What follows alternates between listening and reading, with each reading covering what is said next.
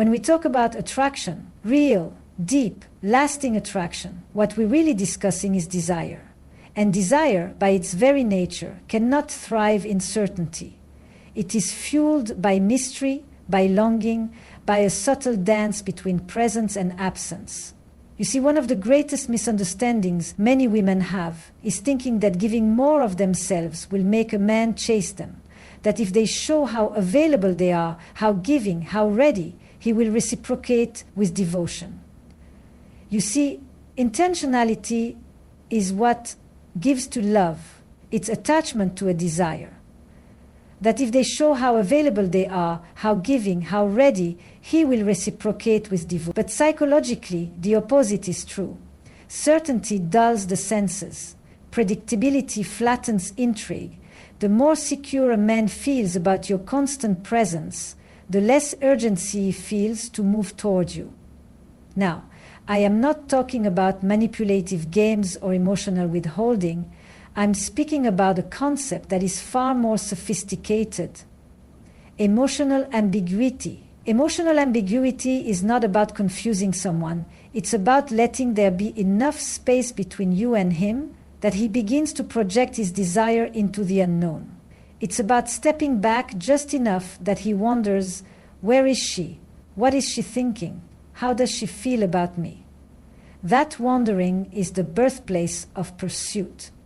In psychological terms, this is related to what's called intermittent reinforcement, a behavioral principle observed in conditioning theory. When a reward is given at random intervals, rather than consistently, it creates a stronger behavioral response. Think of it this way. If a man receives your emotional presence, your affection, your attention, only when it's real, spontaneous and authentic, not constantly, not out of fear of losing him, then every encounter with you becomes more valuable. He doesn't know when the next emotional high will come, but he remembers the last one and longs to experience it again. You become, in essence, emotionally scarce, and humans value what is scarce. But this only works when you are genuinely grounded in yourself.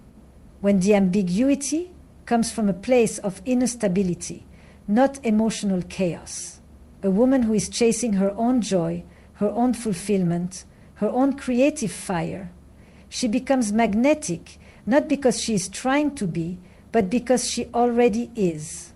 She is not performing distance to provoke a man. She is simply in motion, and he has to catch up. And that shift changes everything. When your presence is no longer a guarantee, he begins to invest. He begins to imagine.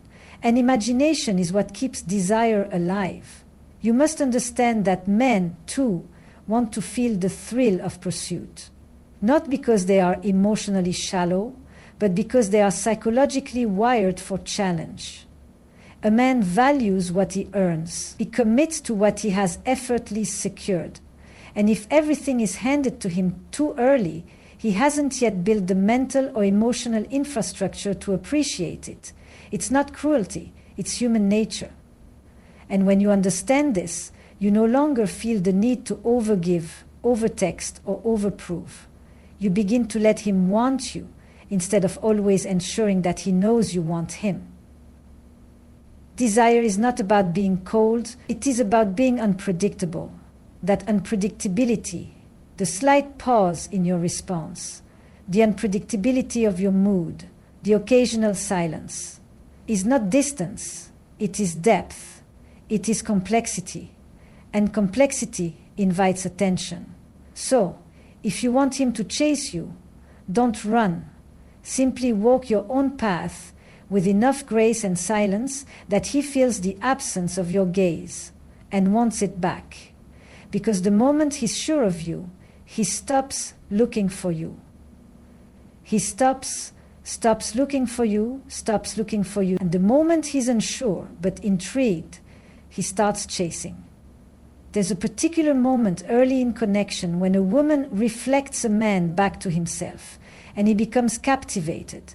It's not just that she sees him, it's that she sees the best version of him, the version he aspires to be, or perhaps the one he forgot existed. This is the mirror effect. And it's one of the most powerful psychological levers in human attraction. And when you reflect a man's strength, his ambition, his integrity, his leadership, he feels amplified, not flattered, not pandered to, but recognized. He feels important in your presence. And significance, especially to the male psyche, is intoxicating. In those early moments, when you genuinely affirm his masculinity or the depth of his thoughts, you create emotional intimacy. And that intimacy forms the basis of initial trust and connection. And that intimacy forms the basis of initial intimacy.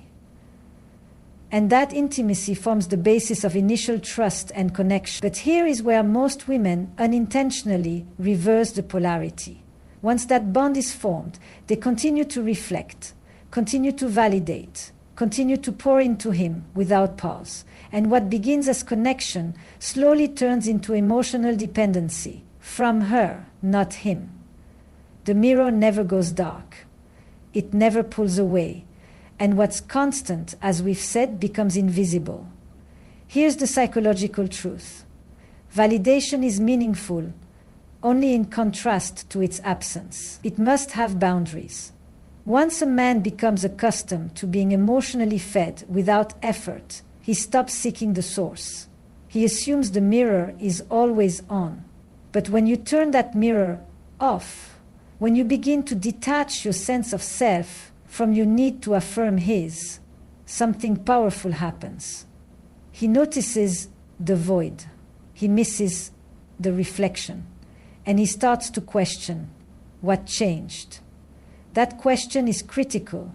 It signals that the emotional labor you were once giving freely is now absent. And that absence creates tension, not resentment, but a healthy friction that motivates action. Men begin to chase, not when they are fed more, but when they feel the lack of what they once had. There's a deeper layer to this, one rooted in ego psychology. Most men, consciously or not, chase the feeling of elevation, and they pursue the people, experiences, and relationships that make them feel more alive, more powerful, more desired. In the early stages of love, your reflection of him is that elevation. But once you remove yourself as the constant source of it, you create the conditions for him to pursue that feeling again. Not elsewhere, but with you. And this is where emotional discipline becomes crucial.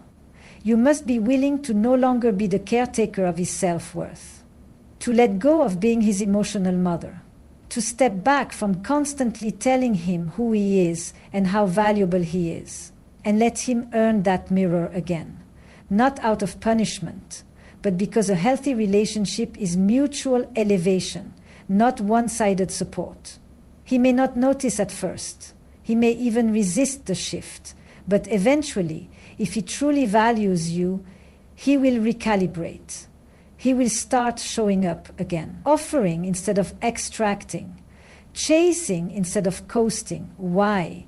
Because he wants to see himself in your eyes again. And he realizes now it's not guaranteed. You are the mirror. But you are not his mirror. You reflect, but you do not exist for reflection. Because the woman who learns to light a man up and then walks away from the switch is the woman he cannot forget. There is a kind of woman whose presence is felt the moment she enters a room, not because she demands attention, but because she doesn't need it. She is centered, grounded, fully rooted in her own emotional life. And that quiet strength, that sense of inner wholeness, is what draws men to her without even trying. You see, emotional detachment, when misunderstood, sounds cold. It sounds dismissive or distant, but in its truest form, emotional detachment is a sacred kind of power. It's not about not feeling, it's about not abandoning yourself in the process of feeling for someone else. Most women are conditioned, often unconsciously, to merge, to attune, to care, to accommodate. It becomes instinctual to ask, what does he need? What does he feel? What can I do to make him happy? And slowly, quietly, you lose contact with your own emotional center. You become a satellite orbiting his sun. And while it may feel like love, it's actually self-abandonment. And nothing kills desire more than a woman who loses herself to keep a man. Now contrast that with a woman who feels deeply, loves fully, but never compromises her sense of sovereignty. She can lean in, but she always knows how to lean back. She can nurture, but she refuses to overextend. She gives, but from overflow, never from depletion. That is emotional detachment in its highest form. It's not disconnection, it's discernment. It is the ability to love someone without needing to be consumed by them. And what does this do to a man? It fascinates him. It disorients him in the best way. He realizes she is not looking for a rescuer. She's not seeking completion. She's already whole. And that wholeness is irresistible. Because in a world of emotional hunger, a woman who feeds herself first becomes rare. And we chase what is rare. Psychologically, this is tied to secure attachment with boundaries. When a woman prioritizes her own emotional well-being, when she resists the urge to chase closeness at the expense of her own stability, she embodies what we call earned security. She's not anxious, not avoidant. She's sovereign. And this kind of energy has gravity. It pulls people in, not through need, but through magnetism. Men don't consciously say, I want a woman who's emotionally detached. But they feel it when it's there. They feel her peace, her pace, her refusal to over-explain, over-apologize, or overcompensate. She doesn't try to prove her worth. She doesn't hustle for his affection. And this creates tension, the kind that keeps a man wondering, what's going on inside her world? How can I be part of it? Because let's be honest, when you are emotionally overwhelmable, when your mood swings with his text, when your sense of value depends on his attention, he doesn't have to work to be part of your life. He's already in it by default. But when you reclaim your emotional boundaries, when you start putting your own peace above his unpredictability, he feels the shift. He feels you becoming the prize, not because you declared it, but because you live like it. And this is the paradox. The more you release the need to be chosen, the more you become someone worth chasing. Not for validation, not for ego, but because your energy carries weight. Because your emotional world is not an open invitation. It's a sacred space, and only the worthy are welcomed in. Because the woman who doesn't need a man, but is open to sharing her already beautiful life, is the woman who is never forgotten. We often underestimate the force of erotic energy. Not just sex, not just desire, not just trust, not just honesty, not just compact.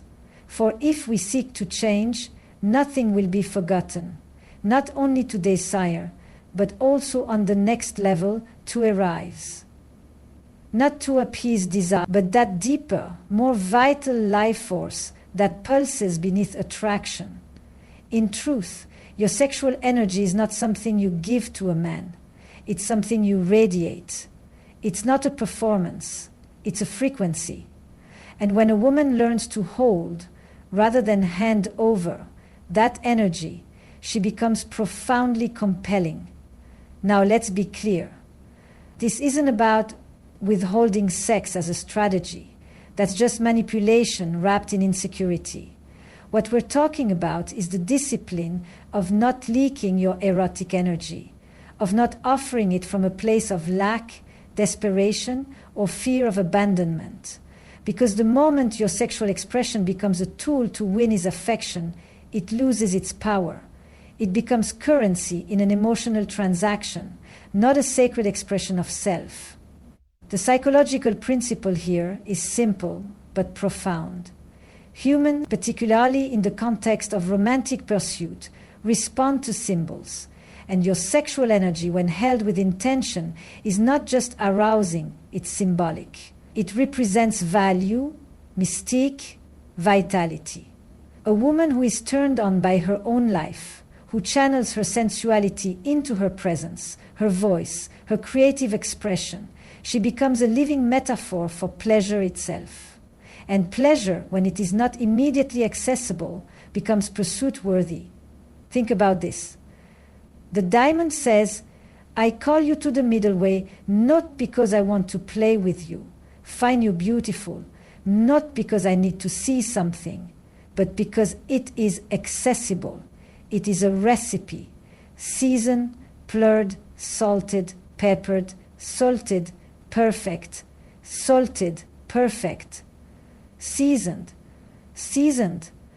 tried in water, salted. When a woman offers all of herself, her body, her attention, her affection, before a man has shown emotional depth or commitment, it shortcuts the process. It collapses the mystery. There's no tension to resolve, no story to unfold. But when she shares slowly, when she allows the erotic to simmer just beneath the surface, he doesn't just chase her. He chases the feeling she awakens in him. That feeling of being alive, desired, challenged. This is rooted in what psychoanalysts call object relations theory. We don't desire people, we desire the way they make us feel about ourselves. When your sexual energy is rooted in self-respect, it reflects his potential for power and presence too. But when you give it too easily, it loses its symbolic weight. It stops being a privilege and starts being an expectation. Now here's where it gets interesting. Many women have been conditioned to either suppress their erotic energy or give it away in hopes of receiving love. But the real art lies in embodying it, letting it live in your movements, your laughter, your stillness, not for attention, but for alignment.